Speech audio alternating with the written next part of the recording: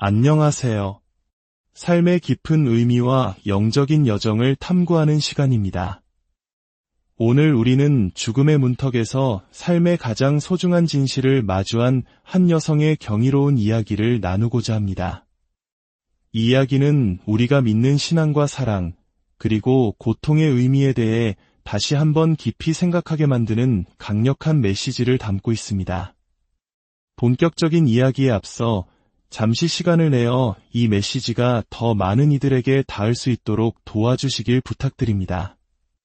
만약 오늘 이야기가 여러분의 마음에 울림을 준다면 좋아요를 눌러주시고 이 영상이 필요할지 모르는 누군가에게 공유해주세요.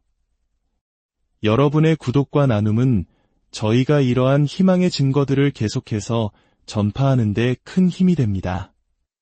이 채널을 통해 주님의 은총이 여러분의 삶에 가득하기를 기도합니다.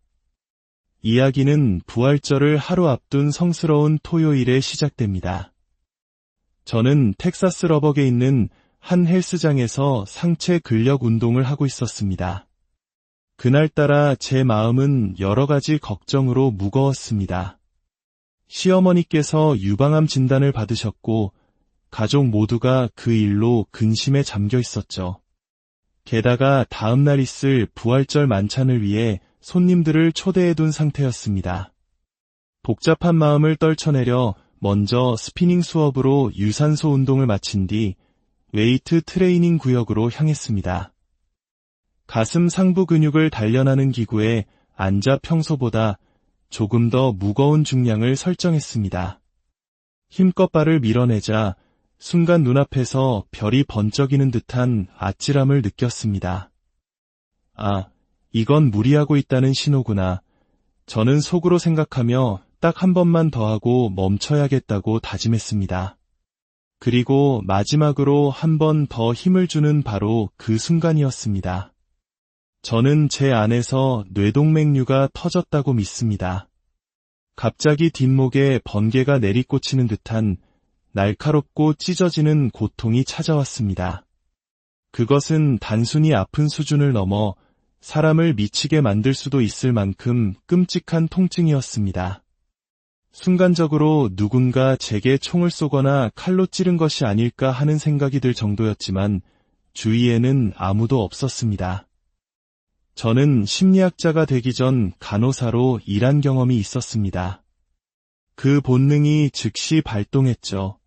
몸에 극심한 상처가 생기면 우리는 본능적으로 몸 내부를 스캔하며 문제의 원인을 찾으려 합니다.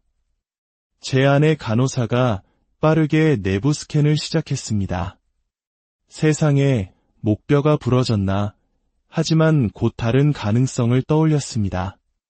미주신경성 실신일 수도 있겠다. 과거에도 미주신경 자극으로 쓰러질 뻔한 적이 있었는데 그때마다 물을 마시면 괜찮아졌습니다. 그래서 물을 마시기 위해 자리에서 일어섰습니다. 하지만 그 순간 상황이 정말로 심각하다는 것을 깨달았습니다. 몸을 제대로 가눌 수 없어 거의 걷지 못할 지경이었고 시야는 마치 바늘구멍처럼 주변부부터 까맣게 좁아져 왔습니다. 비틀거리며 겨우 정수기 앞으로 다가가 레버를 누르려 할 때였습니다. 제 오른쪽 몸 전체가 제 의지와는 상관없이 위아래로 격렬하게 튀기 시작했습니다. 통제 불능의 경련, 저는 발작을 일으키고 있었던 겁니다. 극심한 공포가 저를 덮쳤고 저는 그 자리에 그대로 쓰러져 누웠습니다. 그때 헬스장에서 자주 마주치던 한 남자가 다가왔습니다. 그는 평소 저를 근육우먼이라고 불렀죠. 근육우먼, 무슨 일이에요? 괜찮아요. 저는 간신히 입을 열었습니다. 안내 데스크에 가서 사람 좀 불러주세요. 목이 부러진 것 같아요. 그가 달려가고 잠시 후 예전에 저를 가르쳤던 적이 있는 여성 트레이너가 달려왔습니다. 그녀는 제 어깨를 감싸 안으며 물었습니다. 메리조, 어디가 아픈 거예요? 저는 고통 속에서 겨우 대답했습니다. 모르겠어요. 뒷목이 너무 아파요. 뭔가 아주 잘못됐어요. 그리고 피냄새가 나요. 그녀가 물었습니다. 구급차를 부를까요? 네, 그래야 할 것 같아요. 당시 제 남편은 다른 도시에서 일하고 있었지만 마침 부활절 연휴라 집에 와 있었습니다. 헬스장에 등록할 때 비상 연락처로 남편의 번호를 남겨두었죠. 직원들이 남편에게 전화를 걸었지만 받지 않았고 집으로 건 전화는 다행히 딸이 받았습니다. 곧 구급차가 도착했고 구급대원들이 제 혈압을 재더니 극도로 높다고 말했습니다. 저는 계속해서 물었습니다. 저 피 흘리고 있나요? 피냄새가 너무 심하게 나요. 그들은 대답했습니다. 외부 출혈은 없지만 내부에서 출혈이 있는 것 같습니다. 이 모든 상황이 제게 무언가 정말 끔찍한 일이 벌어지고 있음을 말해주고 있었습니다. 구급차에 실려 병원으로 이송되는 동안 차가 작은 둔덕을 넘을 때마다 전해지는 진동이 제 머리를 깨부수는 듯한 고통을 유발했습니다. 저는 더 이상 이 고통을 제정신으로 견뎌낼 수 있을지 확신할 수 없었습니다. 바로 그 순간 저는 모든 것을 하나님께 맡겼습니다. 저는 기도했습니다. 주님, 모든 것이 당신의 손에 달려 있습니다. 당신의 뜻대로 하옵소서. 저는 좋은 삶을 살았습니다. 당신께서 제게 무엇을 원하시든 저는 감사하며 모든 것을 내려놓을 준비가 되었습니다. 놀랍게도 그 기도를 마친 지 불과 몇 초 만에 완벽한 평안이 저를 감쌌습니다. 고통은 여전했지만 더 이상 두렵지 않았습니다. 말로 설명할 수 없는 깊은 위로가 제 영혼을 가득 채웠습니다. 오늘날까지도 저는 그 순간 모든 것을 주님께 내어 맡기는 것이 얼마나 중요한지, 그리고 그 순종으로부터 오는 위로가 얼마나 큰지를 생생하게 기억합니다. 병원에 도착했을 때 운명의 장난처럼 혹은 하나님의 섭리처럼 그 지역의 신경외과 의사들이 모두 학회 참석차 도시를 비운 상태였습니다. 하지만 남편이 구급차 앞에서 저를 기다리고 있었고 그의 얼굴에는 깊은 불안감이 서려 있었습니다. 저는 그 병원에서 암 환자들을 위한 심리치료사로 일했기 때문에 대부분의 의료진이 저와 제 남편을 알고 있었습니다. 그래서 마치 가족 같은 분위기 속에서 응급처치를 받을 수 있었죠. 유일하게 남아있던 신경외과 의사는 은퇴한 노의사였는데 그는 이 응급 상황을 위해 특별히 병원으로 와주었습니다. 그는 제 남편을 데리고 CT 스캔 결과를 보러 갔습니다. 제 남편도 의사였기 때문이죠. 잠시 후 돌아온 남편의 얼굴은 마치 유령이라도 본 듯 새하얗게 질려 있었습니다. 그는 충격에 빠진 목소리로 말했습니다. 메리, 당신 머릿속이 온통 피로 가득 차 있어. 저는 죄책감에 말했습니다. 미안해요. 내가 너무 무리했나 봐요. 하지만 그런 말들은 아무 의미가 없었습니다. 저는 의식이 명료했고 대화도 가능했습니다. 의료진은 저를 외과 중환자실로 옮겼습니다. 출혈이 있다는 것은 알았지만 정확히 어디서 피가 나는지 찾지 못하는 상황이었습니다. 성인 신경외과 의사가 없는 상황에서 한 영상의학과 의사가 혈관 조영술을 시도해보기로 했습니다. 제 몸집이 작으니 뇌혈관에 카테터를 삽입하여 출혈 부위를 찾아볼 수 있을지도 모른다고 생각한 겁니다. 출혈은 멈추지 않고 계속되고 있었기에 그것이 가장 큰 문제였습니다. 하지만 혈관 조영술을 시행했음에도 불구하고 머릿속에 피가 너무 많이 고여 있어 출혈의 근원지를 찾는 데 실패했습니다. 결국 의료진은 저를 그냥 지켜보기로 결정했습니다. 저는 의식이 오락가락하는 상태에 빠져들었습니다. 하지만 저는 이미 하나님의 손안에 있었습니다. 아직 그분과 직접 대화하지는 않았고 어떤 진통제도 투여받지 않은 상태였지만 그분의 손길이 저를 온전히 다스리고 계셨습니다. 의료진은 호흡 저하를 우려해 진통제 투여를 꺼렸지만 베개를 잘 조절해 주어 눕는 고통을 조금이나마 덜어주었습니다. 저는 꼼짝없이 누워 있어야만 했습니다. 그렇게 토요일 밤이 지나고 부활주일이 밝았습니다. 간호사들은 1시간마다 들어와 혈관 수축을 확인하기 위한 초음파 검사를 했습니다. 저는 부활주일 내내 그렇게 침대에 누워 있었습니다. 원래대로라면 가족, 친구들과 함께 부활절 만찬을 즐기고 있어야 할 시간이었습니다.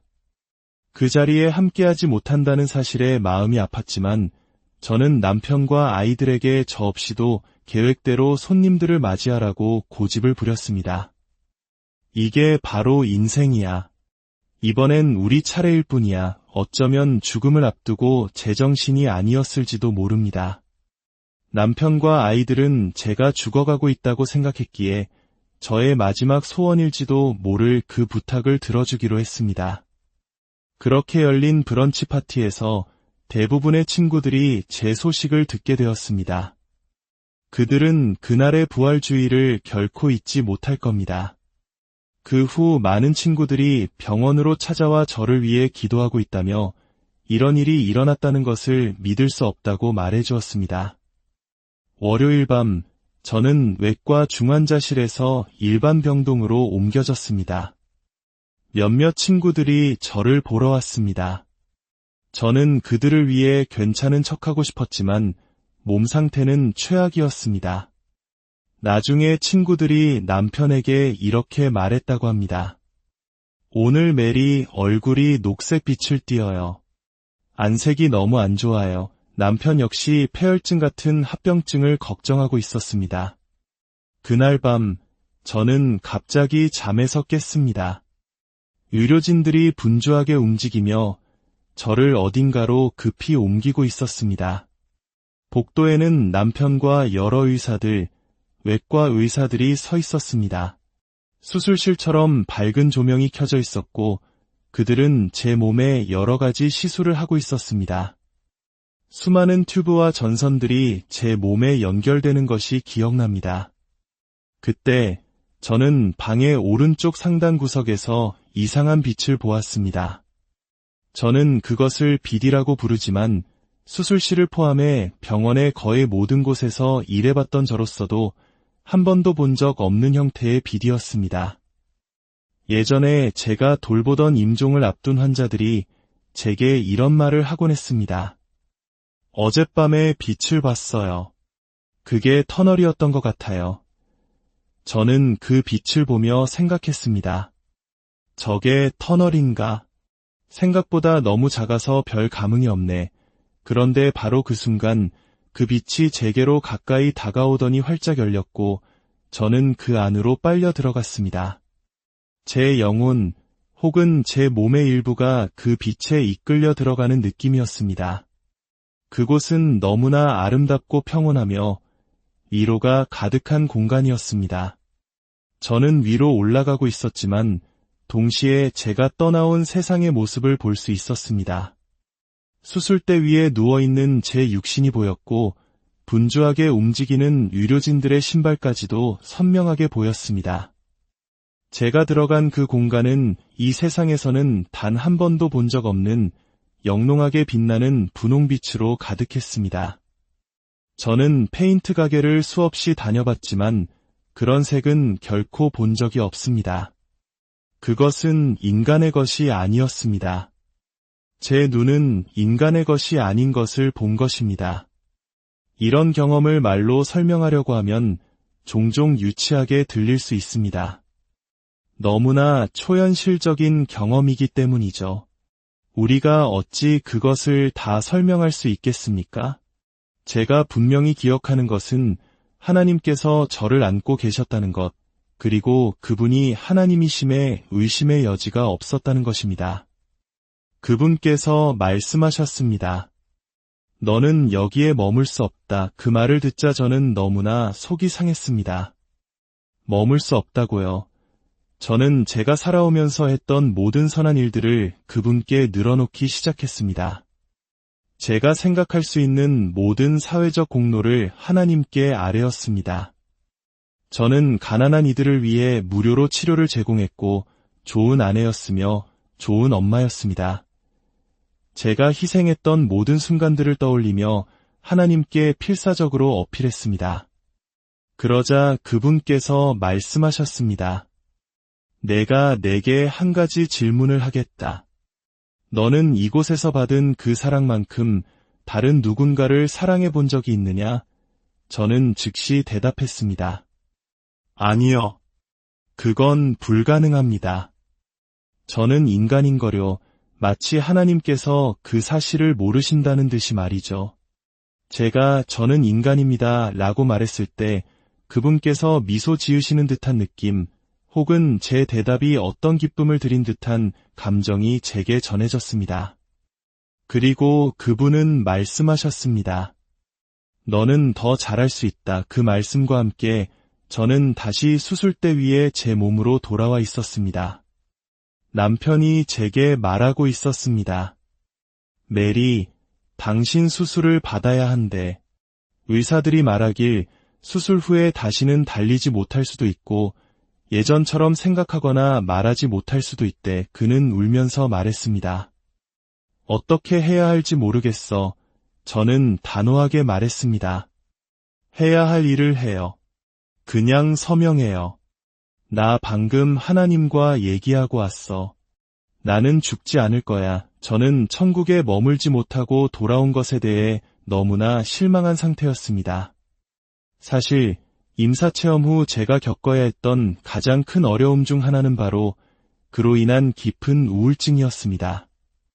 그곳은 이 세상이 아니었고 너무나 완전한 사랑으로 가득 차 있었습니다. 그곳의 사랑에 비하면 우리가 지상에서 나누는 사랑은 마치 플라스틱처럼 느껴질 정도였습니다. 우리는 조건 없는 사랑, 아가페 사랑에 대해 이야기하지만 저는 우리가 그것을 온전히 이해할 수 없다고 생각합니다. 그 사랑은 우리가 자녀에게 느끼는 사랑보다 훨씬 더 깊고 광대합니다. 왜냐하면 그 사랑은 모든 일을 포함하기 때문입니다. 저는 하나님께서 각 사람을 그들의 모국어와 문화 속에서 만나주신다고 확신합니다. 저의 재활 과정은 놀라울 정도로 빨랐습니다. 물론 처음 다시 걸음을 뗄 때는 두려운 순간들도 있었습니다. 의사들은 제가 다시 예전처럼 될 가능성에 대해 회의적이었지만 저는 전혀 개의치 않았습니다.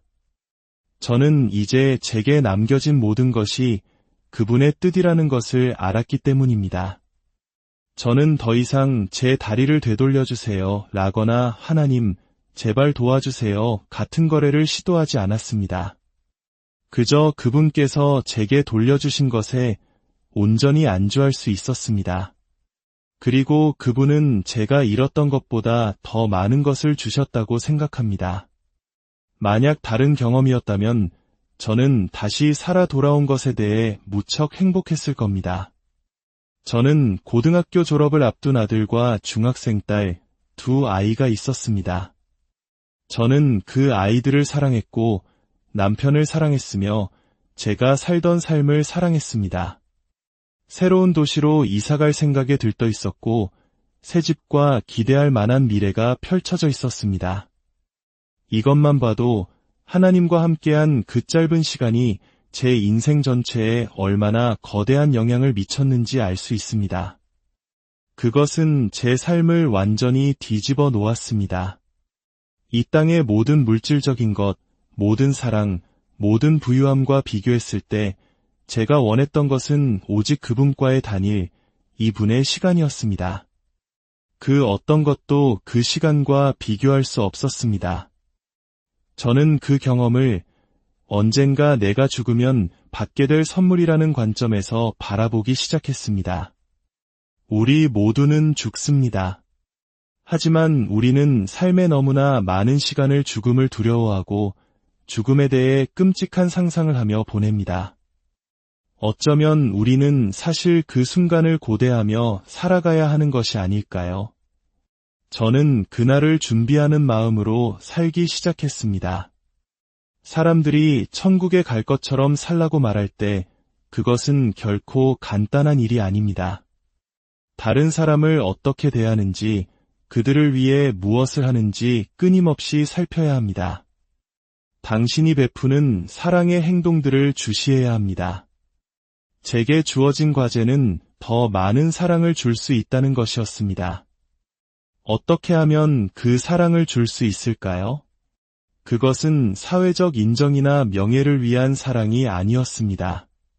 하나님에 따르면 그런 것은 충분한 사랑이 아니었습니다. 그분께서 원하시는 것은 진짜 사랑이었습니다. 아무도 보지 않는 곳에서 사랑을 실천하는 것, 그 끝에 어떤 칭찬도 따르지 않는 행동, 그저 내 옆에 사람이 나의 형제여, 자매이기에 행하는 순수한 사랑 말입니다. 제 삶을 그런 관점으로 바라보기 시작하자 저는 더 나은 사람이 되었을 뿐만 아니라 더 나은 엄마, 아내, 그리고 치료사가 될 수 있었습니다. 물론 저는 완벽하지 않고 여전히 노력하는 중입니다. 아주 잘 해내는 날도 있고 실패하는 날도 있습니다. 하지만 이 관점을 갖게 된 것만으로도 제 삶은 근본적으로 바뀌었습니다.